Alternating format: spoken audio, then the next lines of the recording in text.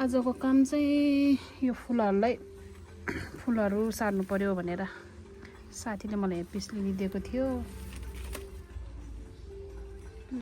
ल आजको काम चाहिँ यो फुलहरूलाई सार्नु पर्यो भनेर मैले चाहिँ यहाँ यो माटोमा चाहिँ पत्कर अनि यो पिना अनि हड्डीको मलहरू यो फर्टाइलहरू सबै मिसाएको छु। अनि यहाँ रेडी पनि भइसक्यो। मेरो क्रसुलहरू यस्तो भएको छ। यो मेरो डल्फिन डल पनि फुल्न लाग्छ। पिस लिली अनि यो हंसराज के भन्छ यसलाई, यो पनि ल्याएको थिएँ हिजो नर्सरीबाट। अब यो पनि रोप्नु छ। यसलाई नि भद्रगोल छ। यो सबै अब कलर लाउने बेला भएको छ गमलाहरू पनि। अनि अब यिनीहरूलाई चाहिँ म यहाँ आज यो पिस लिलीले चाहिँ म यहाँ रोप्दैछु पत्करहरू मिसाएर। जहिले मर्ने के कारणले रहेछ भनेको त हामीले यो माटो मिलाउन नजानेर रहेछ कि। यसमा चाहिँ पत्करहरू हाल्नुपर्ने रहेछ। यो चाहिँ मैले बेसार लगाएको है त। किन बेसार लगाएको भने यो अलिकति यो साथीले जो दिँदाखेरि उखाल्दाखेरि यहाँ उसलाई चोट लागेको छ। अनि यो घाउको लागि हामीले यसमा चाहिँ त्यो एउटा हुन्छ नि त्यो घाउमा लाउने औषध त्यो किन्न पाउन चाहिँ के भन्थ्यो नाम मैले बिर्सेँ।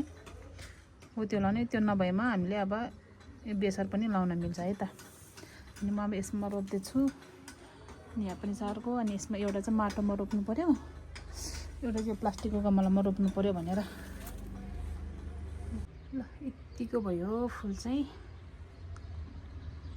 यतिको रोपेँ। खासै राम्रो त छैन।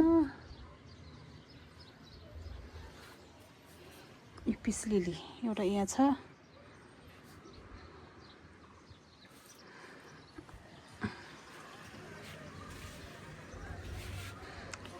अब यो पनि उखालेर फालेर अर्को रोप्नुपर्ने बेला भएको छ।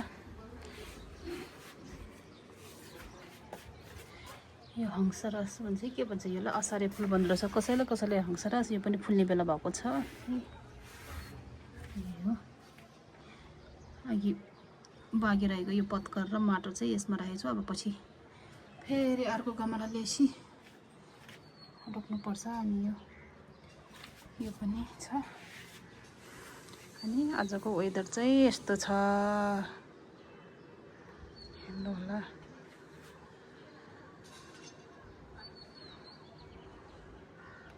यहाँबाट कस्तो मजाको गुम्बा देखिन्थ्यो क्या। यो घरले ठिकै छ क्या।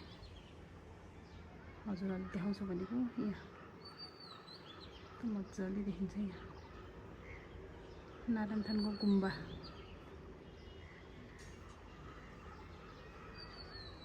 यहाँ पहाडी प्लटिङ भइराखेको छ, सकिसके जस्तो छ। अब यस्तो छ स्नेक प्लान्ट। यो ग्रिन भेराइटीको अनि यो येल्लो बोर्डर भएको भेराइटीको यो चाहिँ यो पनि कस्तो मजाले फुलिरहेको छ। अनि यो कस्तो राम्रो देखिरहेछ। दुईटा यो ठुलो पात भएको हो भने यो चाहिँ सानो पात भएको है त। यो ठुलो पात भएको